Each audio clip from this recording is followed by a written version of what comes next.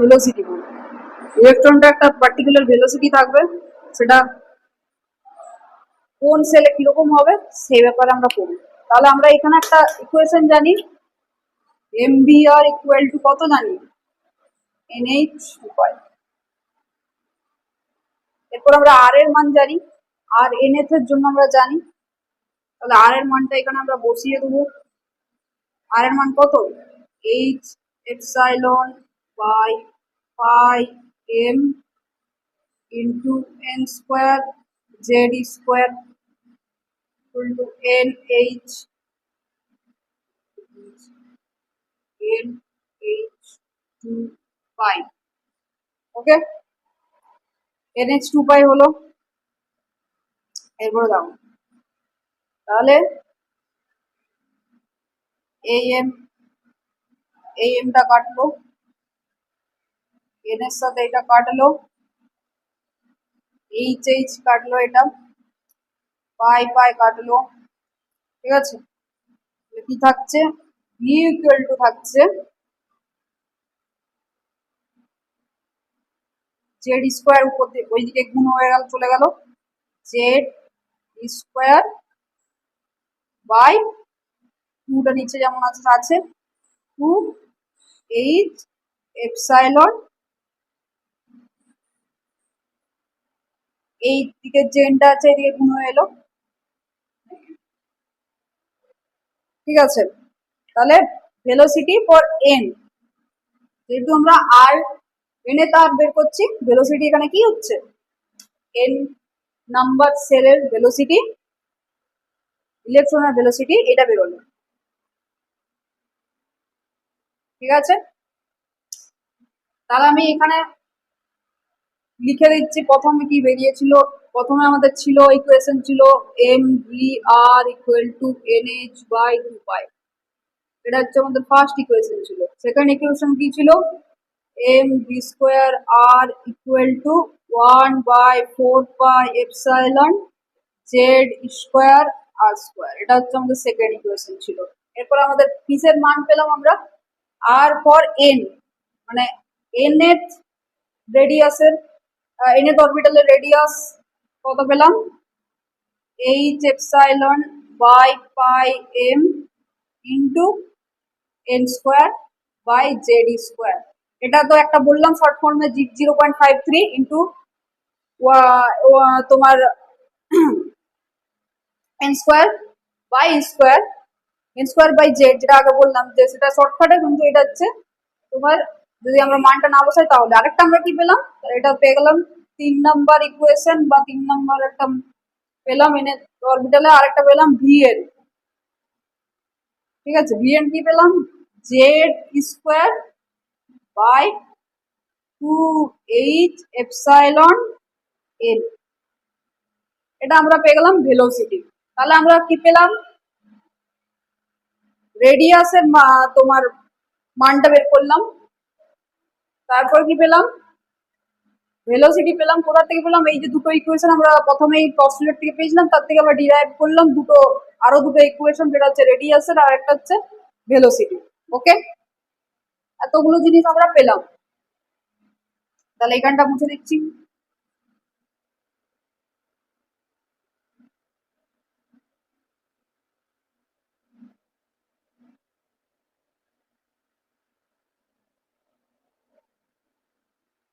ঠিক আছে,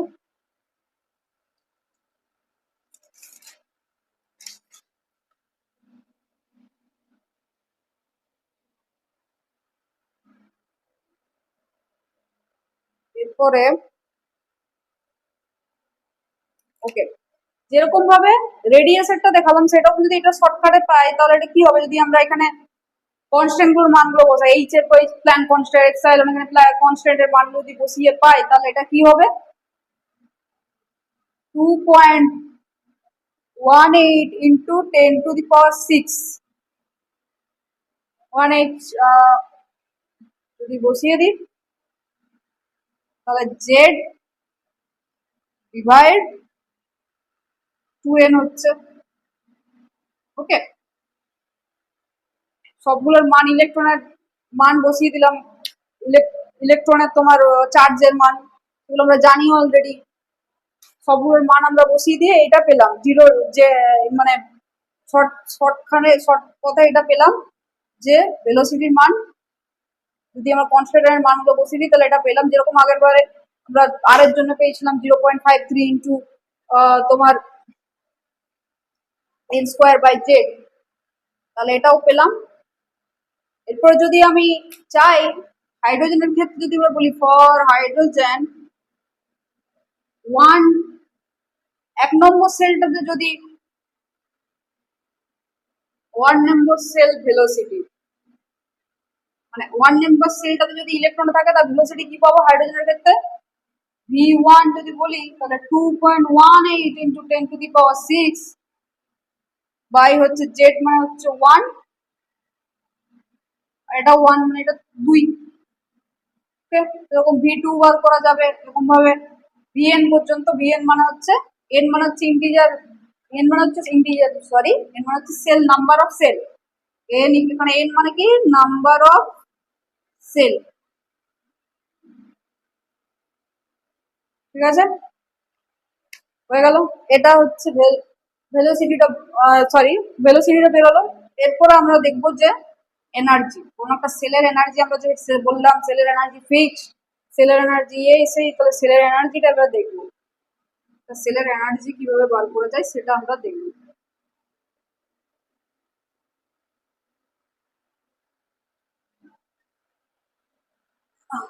দেখো এনার্জি আমরা কি জানি, কোন একটা যদি পার্টিকেল থাকে তার মধ্যে ভেলোসিটি আর ভি যদি থাকে তাহলে কাইনেটিক এনার্জি থাকবে, আর পোটেনসি দুটো চার্জের মধ্যেও বা দুটো মাস পার্টিকেলের মধ্যে, দুটো পার্টিকেলের মধ্যে যদি মাস থাকে তাদের দুটোর মধ্যে কি থাকবে পোটেনশিয়াল এনার্জি থাকবে। তাহলে কখন আমরা কাইনেটিক এনার্জি, যেহেতু ইলেকট্রনের ভেলোসিটি তাহলে কাইনেটিক এনার্জি পাবো, কাইনেটিক এনার্জি, ঠিক আছে। কাইনেটিক এনার্জি মানে আমরা কে, কাইনেটিক এনার্জি কে সমান হাফ এমভি স্কোয়ার, আমরা জানি কোনো একটা কম্পাউন্ডের যদি পার্টিকুলার যদি মাস থাকে আর ভেলোসিটি ভি হয় তাহলে তার কাইনেটিক এনার্জি 1, অ্যাকচুয়ালি কে হচ্ছে 1 sorry half into MV square, এটা আমরা জানি। এখানে আমরা দেখো কি করব আমরা,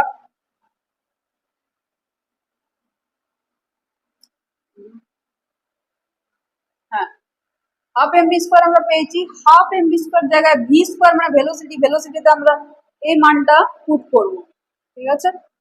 এখানে আমরা কি পেয়েছি ভেলোসিটির মানটা Z square divide 2h epsilon naught n টা স্কোয়ার, ওকে। তাহলে এখান থেকে আমরা কি পাচ্ছি half into Z square E to the power 4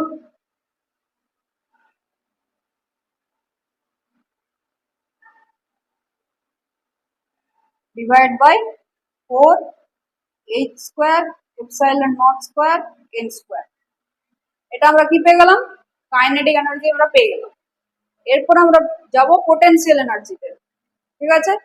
তাহলে কাইনেটিক এনার্জিটা আমরা এখানে লিখে রাখলাম, K E equal to half M Z square E to the power 4 by 4h square epsilon naught square into n square. এটা আমরা কাইনেটিক এনার্জি পেয়েছি, ঠিক আছে। এবার আমরা পোটেনশিয়াল এনার্জি বার করব।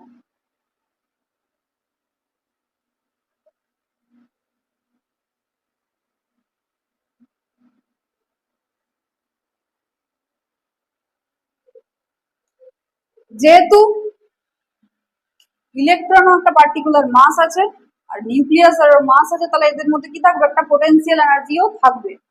তার মানে কি পোটেনশিয়াল এনার্জিটা কি হবে, potential energy P equal to কি হবে 1/4 epsilon naught into Q1 into Q2 by R. এটা হবে পোটেনশিয়াল এনার্জি দুটো পার্টিকেলের মধ্যে, দুটো মাস আছে। এরপর আমরা কি করব Q1 আর Q জায়গায় দুটো চার্জ বসিয়ে দেবো ইলেকট্রনের আর প্রোটনের, ই ইন্টু জেডি যেটা আমরা জানি,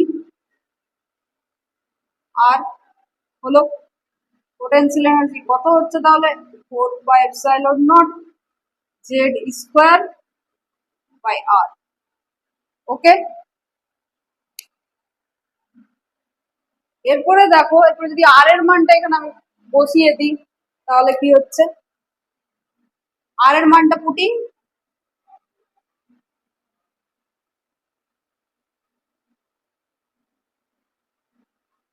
the amount of r,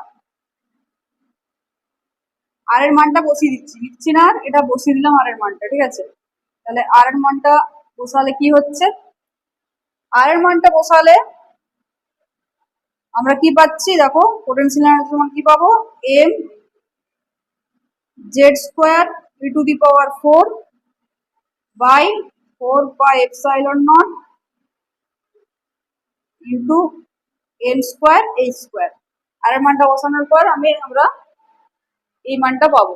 ঠিক আছে, এটা যদি আর এইচ এই মানটা বসিয়ে দিই, R N equal to H epsilon naught pi M into N square H square, যদি আমরা বসিয়ে দিই ক্যালকুলেশন করার পরে দেখবে এই মানটা আসছে। কাটাকুটি করার পরে, ওটা নিশ্চয়ই সবাই কাটাকুটি করতে পারবে, তাহলে কাটাকুটি করার পরে এই পোটেনশিয়াল এনার্জির মানটা এটা আসবে। ওকে, তাহলে এটা আমরা আরেকটা এনার্জি পেলাম।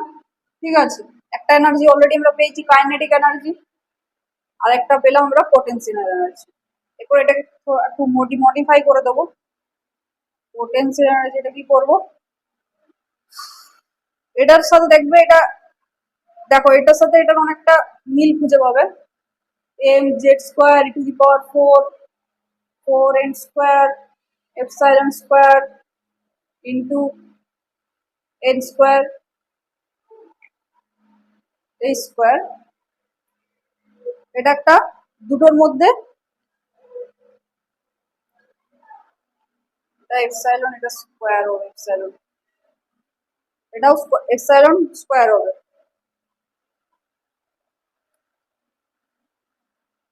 তাহলে এটা কি হচ্ছে, এটাকে যদি আমি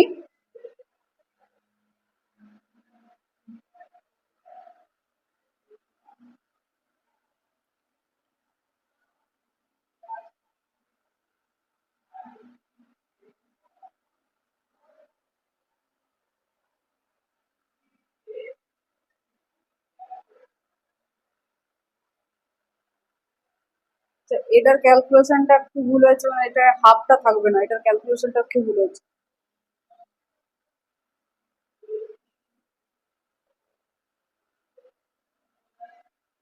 এটা 1.8 হবে, হ্যাঁ এটা তো 1.8 হয়ে যাচ্ছে। ঠিক আছে ঠিক আছে, কনফিউজিং হয়ে যাচ্ছিলাম, এটা হচ্ছে 1.8। ওকে, এটা অ্যাকচুয়ালি গুণটা কনফিউজিং হচ্ছে, 1.8। ঠিক আছে, এখানে গুণটা করে দিলাম, Z square E to the power 4 by N square H square epsilon naught square. তাহলে এই দুটো দেখো একই পেয়ে যাবে। কি করে এক পাবে দেখো, এটার উপরে আমি 2 গুণ করে দিচ্ছি, M Z square E to the power 4 by 8 by epsilon naught square N square H square. ঠিক আছে, তাহলে দুটোই দেখো 2 ইন্টু, এটা কত দাঁড়ালো বলতো, এটা অবভিয়াসলি মাইনাস হবে। ঠিক আছে, পোটেনশিয়াল এনার্জিটা মাইনাস হবে। কেন মাইনাস হবে আমি সেটা বলছি, নেগেটিভে কেন আসবে সেটা বলছি আমি। ওকে, এটা মাইনাস হবে, এখানে দেখছো এটা মাইনাস হবে। ঠিক আছে, মাইনাসে কেন এনার্জিটা হচ্ছে এটা আমি বলছি।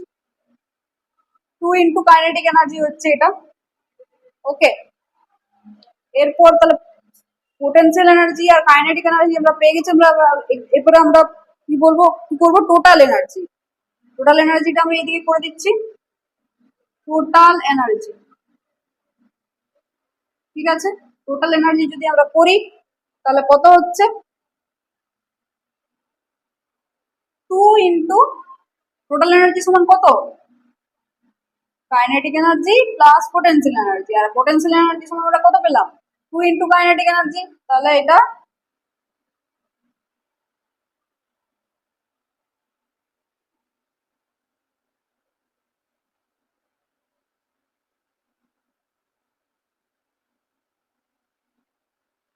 এখানে তাহলে কত হবে, 2 into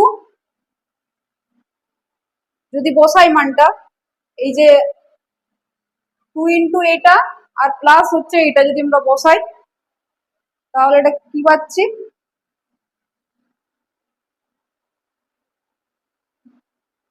2 into 3.6 into Z square N square plus 3.6 into Z square N square.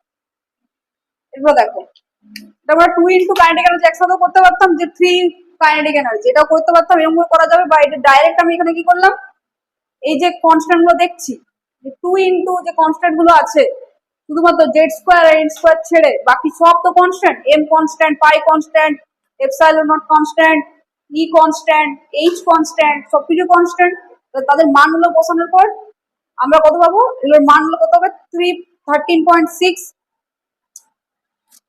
Electron, 13.6 পাওয়া যাবে কনস্ট্যান্টের মানটা, যদি আমরা গুণ করি তাহলে কনস্ট্যান্ট মান 13.6 আসবে।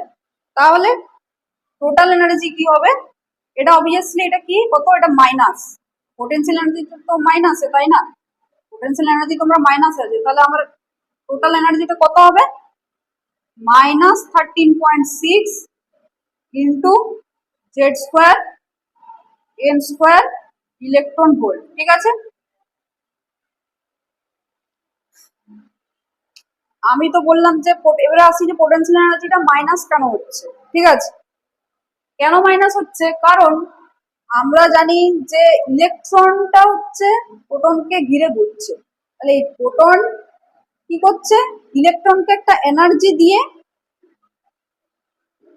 ওই অ্যাটমটার মধ্যে আবদ্ধ করে রেখেছে।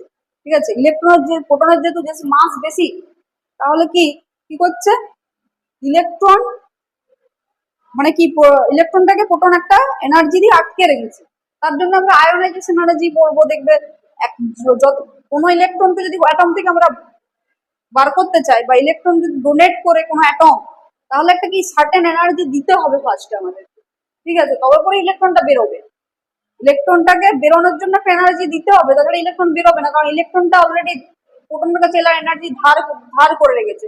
যদি আমরা বলতে, কারণ প্রোটনকে একটা এনার্জি অলরেডি দিতে হচ্ছে। ওকে, তাহলে কি বললাম, যে ইলেকট্রনটা একটা এনার্জি যতক্ষণ না না দিচ্ছে ততক্ষণ ইলেকট্রনটা বেরোতে পারবে না ওই অ্যাটমটা থেকে। মানে কি, প্রোটন ইলেকট্রনকে একটা সার্টেন অ্যামাউন্ট অফ এনার্জি দিয়ে নিজের দিকে অ্যাটমের দিকে কি করছে, টেনে রেখেছে, অ্যাট্রাক্ট করে রেখেছে, যে তার সেই কারণে কি এখানে পোটেনশিয়াল এনার্জিটা কি হয়ে গেছে, ইলেকট্রন এনার্জিটা হচ্ছে নেগেটিভ, জন্য এই পোটেনশিয়াল এনার্জিটা হয়ে গেছে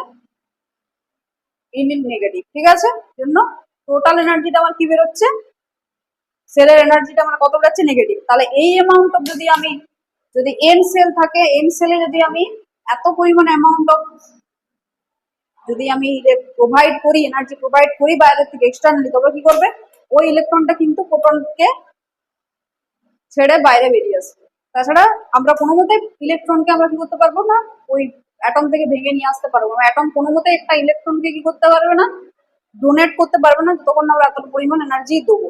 ঠিক আছে, এরপরে দেখো, এবার শুধু এনার্জির পার্টটা রাখছি, বাকি সব মুছে দিচ্ছি।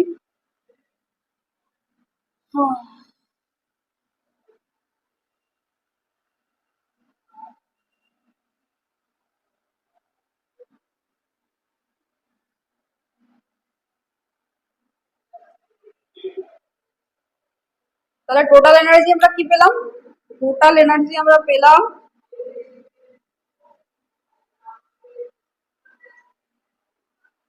Minus 13.6 into Z square N square electron volt. ঠিক আছে, এটা আমরা পেলাম টোটাল এনার্জি। এরপরে এটাকে, এটা হচ্ছে ধরো হাইড্রোজেনের জন্য,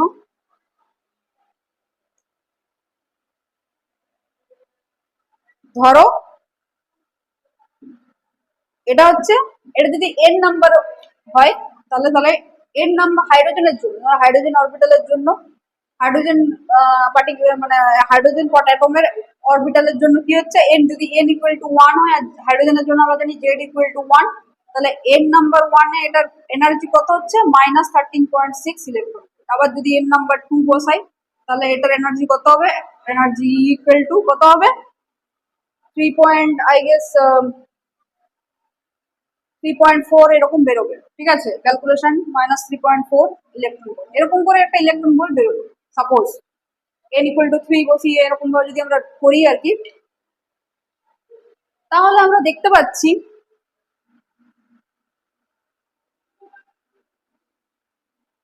এটা যদি তোমার নিউক্লিয়াস হয়, ধরো ইলেকট্রন ঘুরছে, প্রত্যেকটা সেলে ইলেকট্রন ঘুরছে, প্রত্যেকটা সেলের একটা পার্টিকুলার কি ফিক্স এনার্জি আছে, দেখো বেরিয়ে গেল এনার্জিটা। হাইড্রোজেনের জন্য আমি হাইড্রোজেনের একটাই প্রোটন, তাহলে একটাই প্রোটন Pa1 লিখে দিলাম, তাহলে এখানে হাইড্রোজেনের কত হচ্ছে এনার্জি 13.6 ইলেকট্রন ভোল্ট, আবার এখানে গিয়ে 13.4। মানে কি দেখতে পাচ্ছ যে প্রত্যেকটা সেল একটা পার্টিকুলার সেল আছে, মাঝে আর কোনো কিন্তু এনার্জি কোনো সেল নেই। তার মানে কি এরপর আমরা ফিফথ আর সিক্স পস্টুলেট যেটা বাকি রয়ে গেছিল সেই দুটোতে আসবো, তাহলে বুঝতে পারবে এই যে এনার্জি যে কোয়ান্টাইজড ফর্মে আছে কন্ডিশনে, বা এনার্জি যে কিভাবে ফিক্সড সেটা বোঝা যাবে। এরপর আমরা ফিফথ আর সিক্স পস্টুলেটে আসলে বোঝা যাবে। দেখো আরেকটা ব্যাপার এখানে বলা হলো না, তার মানে কি যত তুমি এখানে তুমি যদি ক্যালকুলেশনটা করো, এখানে এরপরে তোমার আসবে এর পরের সেলটাতে আসবে মাইনাস, যে কোনো একটা মান আসবে, কিন্তু 3.4 ভোল্টের থেকে 3.6 ইলেকট্রন ভোল্টের থেকে কম আসবে, ঠিক আছে। সেকেন্ড সেলটাতে হবে 3.4 ইলেকট্রন ভোল্ট, ঠিক আছে, তো 3.4 ইলেকট্রন ভোল্ট। তারপরটাতে এলো ধরো 2.2 ইলেকট্রন ভোল্ট। মানে কি বলতে চাইছি আমি, বলতে চাইছি যে ইলেকট্রনটা যত সেলগুলো প্রোটন থেকে বা নিউক্লিয়াস থেকে সেলগুলো যত দূরে দূরে যাচ্ছে, তুমি দেখতে পাবে এনার্জিটাও কমছে, ঠিক আছে। এখানে যদি আমি ধরো n ইকুয়াল টু ইনফিনিটি বসিয়ে দিই, তার মানে কি হবে ইউ ইকুয়াল টু 0 হয়ে যাবে। মানে কি হবে, যদি ইনফিনিটিতে যদি সেলটা থাকে তাহলে কি এনার্জি 0 হয়ে যাবে, মানে কি আর ইলেকট্রন করতে পারবে, ইলেকট্রনটাকে বের করে নিয়ে আসার জন্য কোনো এনার্জি দিতে হবে না, কিন্তু প্রথম সেলটার এনার্জি সব থেকে বেশি। এরপর কি হচ্ছে এনার্জি গুলো আস্তে আস্তে কমতে যাচ্ছে, ঠিক আছে। আচ্ছা 5 আর 6 পস্টুলেটটা দেখো, এটা উপরে এনার্জিটা লেখা থাকলো, 5 আর 6 পস্টুলেটটা কি বলছে সেটা একটু দেখো।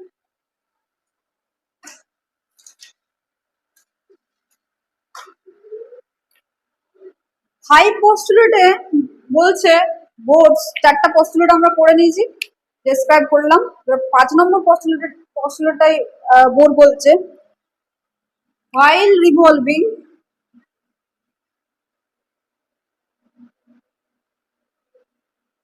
in a particular orbit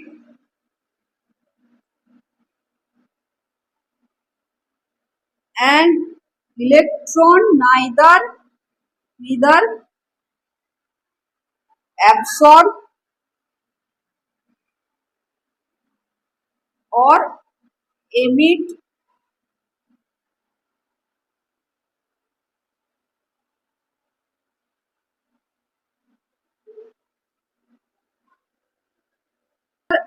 gain or loss, neither gain or losses energy.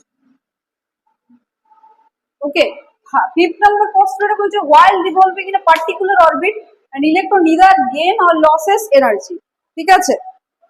Energy of an orbit is fixed in cell, energy of an orbits are fixed in cell। আমরা দেখলাম এনার্জির ক্যালকুলেশন করলাম, তখন দেখতে পেলাম যে এনার্জি ইন অরবিট কি fixed in sell, আর এই সেলটাকে আমরা বলি স্টেশনারি এনার্জি লেভেলস, এই লেভেল বলি স্টেশনারি এনার্জি লেভেলস। মানে কি, যে বলতে চাইছে যে ইলেকট্রনটা একটা ইলেকট্রন একটা ফিক্সড সেলে রিভলভ করবে। যেটা আমি এক্সাম্পল দিলাম, ধরো একটা ছেলে, সে যদি 90% পাইছে ফার্স্টের বেঞ্চেই বসবে, যদি 50% পাইছে মাঝের কোনো একটা সে বেঞ্চে বসবে, এবং কি দুটো বেঞ্চের মধ্যে কি থাকবে, একটা গ্যাপ থাকবে, তাই তো? তার মাঝে তার কোনো জায়গা হবে না, সে হয় ফার্স্টে বসবে না হলে লাস্টে বসবে। বা এরকম করে বলতে পারি যে সে 90% পাবে কিংবা 80% পাবে, 85% সে পাবে না। ঠিক আছে, কি মাঝে কোনো জায়গা না, সেটা ফিক্সড, একটা পার্টিকুলার সেলে তাদের ডিভিশনটা সেরকম ভাবে ফিক্সড পার্টিকুলার সাইজে থাকবে। আরেকটা কি হবে, যেটা লিডার, ওই যখন ইলেকট্রনটা ঘুরবে সেলের মধ্যে, তখন সে না কোনো এনার্জি গেইন করবে না এনার্জি লস করবে। ওকে, তাহলে energy of N orbits fixed in shell, এই এনার্জি লেভেলটা বলি স্টেশনারি এনার্জি লেভেল। এরপর 6 নম্বর কোশ্চেনটা কি বলছে তাড়াতাড়ি দেখে নি। ওয়াইল রিভলভিং, যেটা বললাম যে প্রথমে 5 নম্বরে বললো কোনো এনার্জি গেইন বা লস কিচ্ছু হবে না। 6 নম্বরে কি বলছে, electron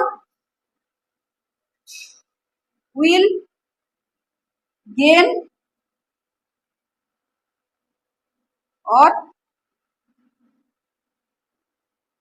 lose loss energy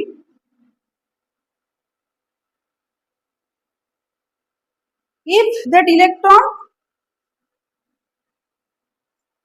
is transferred to another cell. Okay,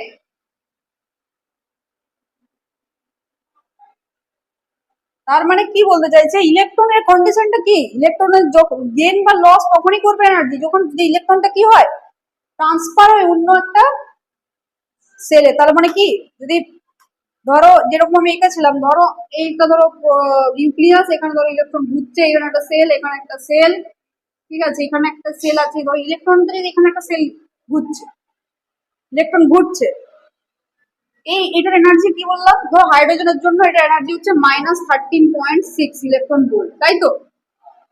এরপর ও ঘুরছে এই সেলটার মধ্যে, ও কোনো এনার্জি গেইন বা লস করছে না। ওকে, এরপরে ও তখনই এনার্জি গেইন বা লস করবে যদি ওকে বাইরে থেকে, এটা তো -3.4, যদি ওকে বাইরের থেকে এদের যে ডিফারেন্সটা, এই যে দুটো সেলের যে এনার্জি ডিফারেন্সের এনার্জি যদি দেওয়া হয়, তবে পরে ও কি করবে, এনার্জি লস কিংবা গেইন করবে। যদি ও যদি এখানে ট্রান্সফার হয়, এটা দুরকম ভাবে বলতে পারি, যদি আমি এনার্জি বাইরে থেকে এতটা দিয়ে এতটা পরিমাণ, এদের দুটো সেলের ডিফারেন্সের যে এনার্জিটা আমরা পাবো সেটা যদি আমরা দিই, তবে করে ও এনার্জি গেইন করবে, গেইন করে অন্য একটা সেলে ট্রান্সফার হয়ে যাবে, মানে উপরের সেলটাকে ট্রান্সফার হয়ে যাবে। আর যদি উপরের সেল থেকে যদি এনার্জি লস করে, তাহলে সেই যতটা, যদি ধরো -13.6 প্লাস 3.4 মানে কত হচ্ছে 3.4, মানে ধরো 2, যদি 10.2 ইলেকট্রন ভোল্ট, এদের মধ্যে ডিফারেন্সটা আমরা কত, হাইড্রোজেনের জন্য আমরা এখন ধরছি, অন্য কোনো বলছি না, আমরা হাইড্রোজেনের জন্যই বার করলাম, এটা 13.6 ইলেকট্রন ভোল্ট। হাইড্রোজেনের ফার্স্ট সেলে এনার্জি কত হচ্ছে -13.6 ইলেকট্রন ভোল্ট, সেকেন্ড সেলে কত হবে -3.4 ইলেকট্রন ভোল্ট। যদি আমরা এই যে দুটো সেলের ডিফারেন্সটা, এনার্জি যদি ইলেকট্রনটার মধ্যে দিই, তবে কি করবে, তবেই সে ও ফার্স্ট সেকেন্ড সেলটা মধ্যে যাবে। বা যদি ও যদি এই যে উপরের সেলটা থেকে নিচের সেলটায় আসতে চায়, তাহলে ও 10.2 ইলেকট্রন ভোল্ট এনার্জি কি করবে, এমিট করবে। যদি মনে করো 8.2 ইলেকট্রন ভোল্ট এনার্জি এমিট করে, তাহলে ও কি করতে পারবে না, ও উপর থেকে নিচে আসতে পারবে না। ওকে, পার্টিকুলার 10.2 ইলেকট্রন ভোল্ট এনার্জি কি করতে হবে, এমিট করতে হবে, তবে করে সে আসতে পারে। তাহলে কি মানে এটা বোঝাতে চাইছে এদের কন্ডিশনটা কি, electron will gain or loss energy if that electron transfer to another cell. যদি সেই সেলে যেতে পারে, সেই সেলে যেতে হলে পার্টিকুলার ও এত এনার্জি লাগবে, তবে করে ও কি করবে, ইলেকট্রন গেইন কিংবা ইলেকট্রন লস করবে। ঠিক আছে, এত দূর পর্যন্ত থাকলো। পরের দিন আমরা স্পেকট্রাম, অ্যাটমিক স্পেকট্রাম নিয়ে পড়বো, কিভাবে হাইড্রোজেনের স্পেকট্রাম লাইন তৈরি হচ্ছে সেগুলো নিয়ে পড়বো। আজকে এতদূর পর্যন্ত থাকলো। Thank you.